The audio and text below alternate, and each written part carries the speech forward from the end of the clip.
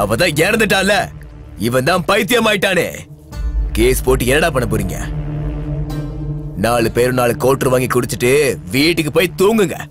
காலையில விடிஞ்சதுக்கு அப்புறம் எல்லாமே மறந்துடும். அப்படி எல்லாம் பேசாதீங்க சார், எங்களுக்கு தங்கச்சி. அப்புறம் எப்படி பேசணும்டா? யாரோ 4 பேர் வந்தானுங்களாம், மாந்தோப்புக்குள்ள வச்சு ரேப் பண்ணி கொன்னுட்டானுங்களாம். அவனுங்க யாரும் தெரியாதான். கதை சொல்றீங்களாடா நீங்க? திருட்டு பசங்களா. இவனை இப்படி பைத்தியமாக்கிட்டு ஊர் மக்கள்லாம் திருவிழால இருக்கிறது தெரிஞ்சு நீங்களே அவளை இழுத்துட்டு போய் ரேப் பண்ணி கொன்னு இருக்கீங்கடா. அதை என் கான்ஸ்டபிள் பாத்திருக்கான். என்னடா? ஆமா சார். சார், உங்க போனுக்காக தான் எதிர்பார்த்துட்டு இருந்தேன். ரொம்ப கஷ்டத்துல வந்தாங்க. என் டார்ச்சருக்கு பயந்து எந்த கேஸும் வேண்டான்னு அவனுங்க ஓடி போயிட்டானுங்க.